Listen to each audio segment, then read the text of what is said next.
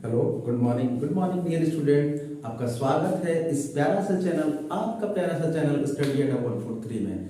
सो dear student, जैसा कि आप जानते हैं हमेशा रेगुलर मैं आपको एक कभी इंग्लिश का, कोई साइंस का, कोई मैथमेटिक्स का वीडियोस प्रोवाइड करता रहता हूँ। तो जैसे उसी को आगे बढ़ाते हुए आज मैं आपके लिए आर्टिकल पार्ट 3 लेकर आया हूँ, जो कि बहुत ही इंपॉर्टेंट है और कुछ important rule concept with suitable example के साथ। सो डियर स्टूडेंट, आपसे एक छोटा सा रिक्वेस्ट है, शुरू से लेकर अंत तक इस वीडियो में बने रहिएगा और देखिएगा कि आर्टिकल एक समय ऐसा आएगा जो आप कहिएगा कि आर्टिकल मेरा सबसे इंपॉर्टेंट और स्ट्रॉन्ग पोर्शन है इंग्लिश ग्रामर का। So dear student, let's watch what's the article, what's the rules of article. आइए देखिए, तो ये चैप्टर आर्टिकल है, ठीक है। इस आर्टिकल चैप्टर में ग्रामर का एक पार्ट होता है, ये पार्ट 3 लेके आया हूं। आर्टिकल पार्ट 1 पार्ट 2 का और भी कुछ बहुत सारे वीडियोस, बहुत सारे नहीं, मतलब पार्ट 1 पार्ट 2 अपलोड हो चुका है, ये पार्ट 3 है, ठीक है।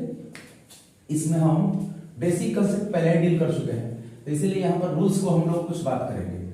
हम बता रहे हैं कि अर्थ, मून, सन, स्टार एक, world, Taj Mahal, red Fort, canal मतलब नहर, बिग रिवर मतलब बड़े नदी, डायरेक्शन मतलब दिशा, इन सभी के नाम के पहले द का प्रयोग होता है। किसका प्रयोग होता है बाबू? द को जहन में बैठा लीजिएगा। अर्थ मतलब पृथ्वी, moon, stars, world, Taj Mahal, red fort मतलब लाल किला, और कैनल और बिग रिवर बड़े नदी, और डायरेक्शन के नामों के, डायरेक्शन इत्यादि शब्दों के पहले, नामों के पहले नहीं, माय मिस्टेक हो गई, इस सभी के शब्दों के पहले आपको द लगाना है। इसे एग्जांपल भी चाहे तो यहाँ पर आप देख सकते हैं, दो एग्जांपल मैंने लिए हैं। द सन, अब sun rises in the east, सूर्य पूरब से उगता है, पूरब में उगता है, ठीक है। तो हम सन के पहले स्टार, वैसे जानते ही होंगे कि सन एक स्टार है, तो इसके पहले हमने क्या लगा दिया, यहाँ पर द का प्रयोग कर लिया, ठीक है। अब इसी सन से, सॉरी, इसी से रिलेटेड एक स्टार अर्थ बोले थे कि अर्थ के पहले आपको लगाना है द। लेकिन बाबू ध्यान दीजिएगा, यहाँ पर कुछ ये एक्सेप्शनल है, ये एक्सेप्शन एग्जांपल है। एक्सेप्शनल का मतलब होता है बाबू अपवाद टाइप का एग्जांपल है।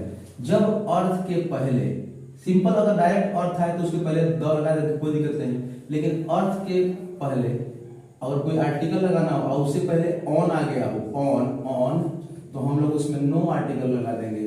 नो आर्टिकल का मतलब क्या है? किसी भी आर्टिकल को लगाएंगे तो गलती हो जाएगा। मतलब जहन में बैठाने से कि अगर अर्थ है तो अर्थ के पहले कोई आर्टिकल नहीं आएगा, नो आर्टिकल का केस बनता है। यदि इसके पहले क्या हो जाए, ऑन आ जाए तब, ठीक है। अर्थ के पहले अगर ऑन हो तो हम कभी भी कोई भी आर्टिकल का प्रयोग नहीं करेंगे, ना ए, ना एन, ना तब, ठीक है। अब हम लोग देखते हैं यहाँ पर रूल नंबर 2, जो कि और भी इंपॉर्टेंट है। ये बताता है कि रिलीजियन बुक यानी कि धार्मिक ग्रंथ या किताब, होटल हो या बैंक हो, पॉलिटिकल पार्टी मतलब राजनीतिक पार्टी, और जू मतलब चिड़ियाघर, और डिजर्ट मतलब मरुस्थल, इन सभी के नामों के पहले आपको द का प्रयोग कर देना है। फिर सुन लीजिए, रिलीजियस बुक धार्मिक ग्रंथ, होटल हो, बैंक हो, पॉलिटिकल पार्टी मतलब राजनीतिक दल, या जू मतलब चिड़ियाघर का नाम हो, या डिजर्ट हो, इन सब के पहले द का प्रयोग हम लोग को कर देना है, ठीक है। तो जैसे कि आप देख रहे हैं एग्जाम्पल में, बाइबिल क्या है? मुसलमानों का एक ग्रंथ का नाम है, रिलीजियन बुक है, तो इसीलिए पहले मैंने क्या लगा दिया, दो लगा दिया। कुरान, सॉरी मैं मिस्टेक बोल दी, ये मुस्लिम धर्म का नहीं है बाबू, ये क्रिश्चियन लोग का बाइबिल होता है। और यहाँ पर कुरान जो होता है, कुरान होगा आपका, ये मुस्लिम धर्म में आता है, ये भी एक धार्मिक ग्रंथ है। रामायण भी आप चाहे तो लिख सकते हैं, तो ये ना सोचे कि हम रामायण को क्यों नहीं लिखे, द रामायण भी लिख सकते हैं, कोई दिक्कत नहीं है, द रामायण हो गया। फिर आते हैं, इसका एक और एग्जाम्पल ले लिया मैंने, I stay in the Taj hotel. अब देखिए, आप सुने होंगे 26/11 का हमला हुआ था ताज होटल पर, जो कि मुंबई में है, तो होटल का नाम है। तो इसलिए मैंने क्या कर दिया, ताज होटल के पहले क्या लगा दिया, द का प्रयोग मैंने कर दिया। फिर आइए, सहारा एक डिजर्ट है, मरुस्थल है, तो इससे पहले हम लोग द लगा दिए। हमने यहाँ पर डायरेक्ट वर्ड के रूप में एग्जाम्पल दिया, यहाँ सेंटेंस के रूप में, I stay in the Taj hotel, मैं ताज होटल में रुका था, ठीक है। फिर यहाँ पर देखिएगा, I saw the Sahara, Sahara desert, मैंने सहारा मरुस्थल को देखा, तो यहाँ पर द का प्रयोग कर दिए, ठीक है। इस तरह से हम लोग, हाँ तो डियर स्टूडेंट, जैसे कि मैं आपको समझा रहा हूँ कि रूल नंबर 2 कहता है कि रिलीजियन बुक हो, होटल हो, बैंक हो, पॉलिटिकल पार्टी हो, या जू मतलब चिड़ियाघर हो, या डिजर्ट हो, मतलब मरुस्थल हो, इन सभी के नामों के पहले द का प्रयोग होता है। जैसे the Bible, the Quran, the Ramayana use कर लिए। अब इसका एग्जाम्पल मतलब सेंटेंस के रूप में देखिए। एग्जाम्पल में अगर I stay in dot dot Taj Mahal, तो ये क्या है, होटल का नाम है, तो इसलिए पहले इसके पहले हम द लगा लिए। फिर सहारा, सहारा क्या है, एक मरुस्थल है, तो आई सॉ डैश, तो यहाँ पर हम लोग द का प्रयोग कर देंगे, ठीक है। इस रूल के थ्रू हमने ऐसा कर दिया। अब रूल नंबर 3 देखिए, जैसे जैसे रूल बढ़ेंगी वैसे वैसे क्या होगा, यहाँ पर आपको मतलब कि सोचना समझना पड़ेगा, अंडरस्टैंडिंग लेवल बढ़ाना पड़ेगा। हम कहना चाह रहे हैं कि डबल मतलब दोगुना, बोथ मतलब दो, और मतलब सभी, या एडजेक्ट मतलब ठीक ठीक, ठीक है।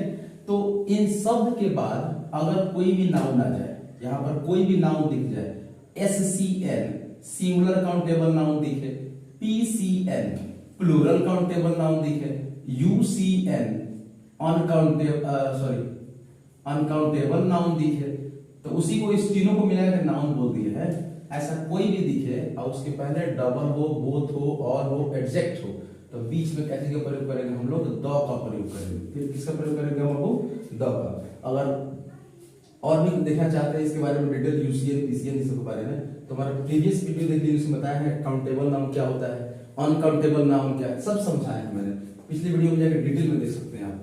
यहाँ पर हम आपको बस ये समझाने की कोशिश कर रहे हैं कि अगर कोई नाउन हो और नाउन से पहले डबल, बोथ, ऑल, एडजेक्ट हो, तो हम नाउन के पहले क्या लगा देंगे, द का प्रयोग कर देंगे, ठीक है। अब इसके एग्जांपल के थ्रू देखते हैं।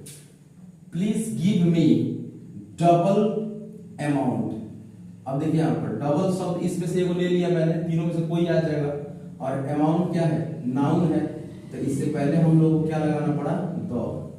अब आप समझ पा रहे होंगे। इसका हिंदी क्या होगा, कृपया मुझे डबल अमाउंट दीजिए, दोगुना मतलब अमाउंट दीजिए। इसके मतलब कोई नाउन हो, यहाँ पर नाउन हो, और इन तीनों शब्द में से कोई आ जाए, तो इसके बीच में हम लोग को द का चुनाव कर देना है, ठीक है। और फिर चलिए अगला और 4 नंबर रूल का है, बहुत इंपॉर्टेंट है, उसको बहुत ही बारीकी से सुनना पड़ेगा, समझना पड़ेगा।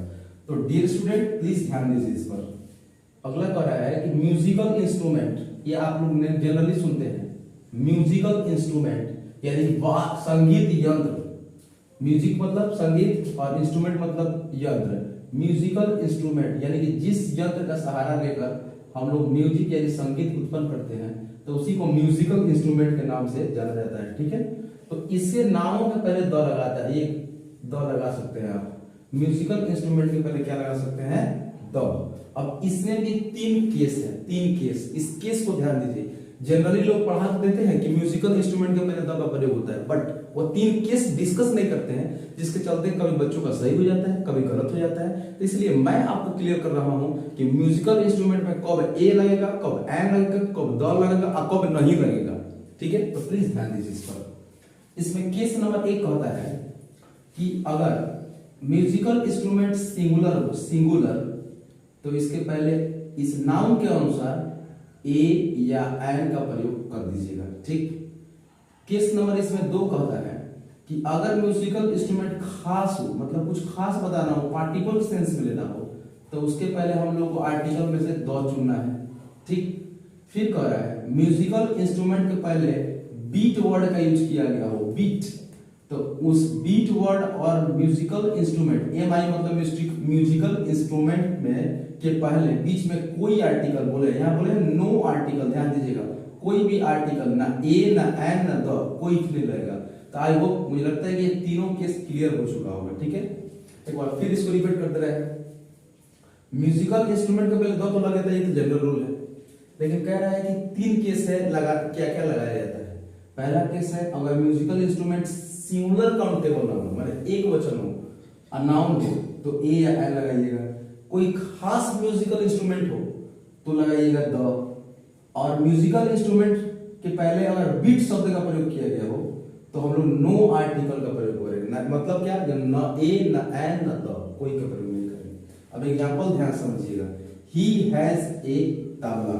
अब तबला क्या है, एक सिंगुलर काउंटेबल नाउन है यहाँ पर, तो इसीलिए उसके पहले ए का प्रयोग हमने कर दिया। ठीक, यहाँ पर आइए सितार दैट।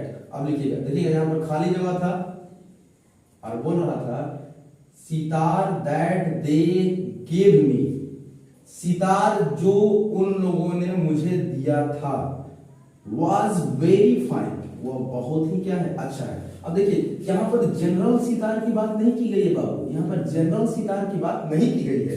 यहाँ पर बोला गया था sitar that they give me, sitar जो उन लोगों ने मुझे दिया था, वॉज वेरी फाइन, मतलब उस सितार की बात हो रही है जो सितार बहुत ही अच्छा था, उस मतलब खासियत बताया गया है, पार्टिकुलर सेंस लिया गया है। इसलिए यहाँ पर हम लोग क्या लगा देंगे बाबू, यहाँ पर द लगा देंगे। यहाँ पर बोले हैं ना कि अगर म्यूजिकल इंस्ट्रूमेंट खास हो तो उसके पहले द, तो क्या बोल रहे हैं, सितार नहीं, सितार म्यूजिकल इंस्ट्रूमेंट है लेकिन सितार वो सितार की बात हो रहा है जो उन लोगों ने दिया है।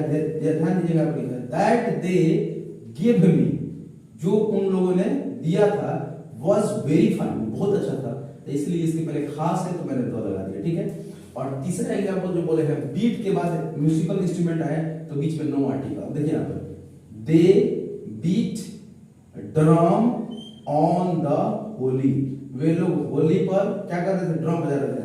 ड्रम एक म्यूजिकल इंस्ट्रूमेंट हो गया और इसके पहले बीट हो गया, तो इसीलिए मैंने यहाँ पर नो करके घेर दिया है। मतलब यहाँ पर कोई भी आर्टिकल का प्रयोग नहीं कीजिएगा, खाली स्थान देगा लेकिन ऑप्शन देखिएगा एग्जाम में दिया रहता है नो आर्टिकल, नो आर्टिकल चुन लीजिएगा। ठीक है, तो मुझे लगता है कि ये रूल नंबर 5 आपको क्लियर हो चुका होगा। ठीक है, अब हम लोग चलते हैं रूल नंबर 5 के पास, सॉरी 4 नंबर रूल क्लियर हो गया होगा, रूल नंबर 5 पर चलते हैं। ध्यान दीजिएगा, बीमारी के नाम के पहले आर्टिकल का प्रयोग नहीं होगा। फिर सुन लीजिए, बीमारियों के नाम के पहले, नेम्स ऑफ डिजीज के पहले आर्टिकल नहीं लगता है, नो आर्टिकल का केस है।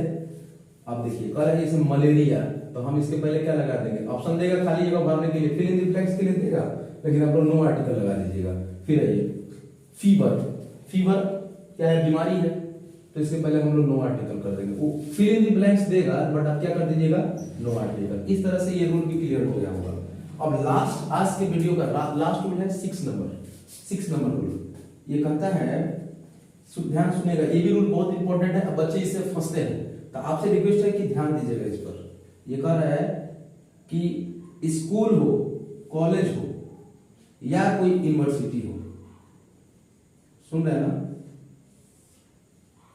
स्कूल हो, कॉलेज हो या कोई यूनिवर्सिटी हो, तो उसके नाम के पहले आर्टिकल का प्रयोग नहीं करना है।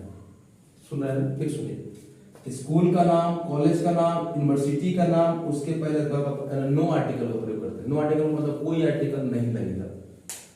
लेकिन अगर किसी स्थान का बोल कर, जैसे बेतिया का कॉलेज, पटना का यूनिवर्सिटी, ऐसा बोला जाए तो आप तो लगा सकते हैं। ठीक है, उसको एग्जाम्पल क्यों समझते हैं। यहां पर बताया जा रहा है कि स्कूल हो, कॉलेज हो, यूनिवर्सिटी हो, उसके नाम के पहले आर्टिकल का प्रयोग नहीं होगा। जैसे I read in dot dot MJK college, तो यहां पर अगर कोई कहेगा क्या भराएगा, तो यहां पर नो आर्टिकल आएगा, मतलब कोई भी आर्टिकल का प्रयोग हम लोग को नहीं कर सकते। ठीक है, अगला है I read in dash college of Bettiah. अब ध्यान दीजिएगा, मैं बेतिया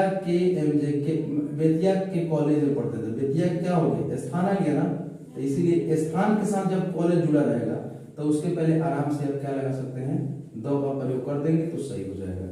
ध्यान से समझिएगा, एक रूल है जो आपको एग्जाम में सफलता दिला सकता है। हम ये नहीं कर रहे हैं कि मेरा रूल्स जो है 12 पर लागू होगा, 10th क्लास के लिए है, जूनियर के लिए, जो भी इंग्लिश में इंटरेस्टेड बच्चे हैं, जिनको लगता है कि ग्रामेटिकल एरर को सुधारना है, तो प्लीज आप मेरे चैनल से जुड़े रहिए। आपको मैं एक दिन उस मुकाम पर लेके जाऊंगा आप विश्वास नहीं करोगे, आप इंग्लिश में अच्छे बन जाओगे। बहुत बड़ा तो नहीं कहेंगे क्योंकि वो मेहनत पर डिपेंड करता है बहुत बड़ा बनना, वो अच्छे कहला जाओगे और खुद पर तुम्हें कॉन्फिडेंस होगा कि आई कैन सॉल्व, मैं इस क्वेश्चन को सॉल्व कर सकता हूँ। ठीक है, तो आज के लिए इतना ही, धन्यवाद, मिलते हैं तब तक नेक्स्ट वीडियो में और कीप वॉचिंग, कीप शेयरिंग।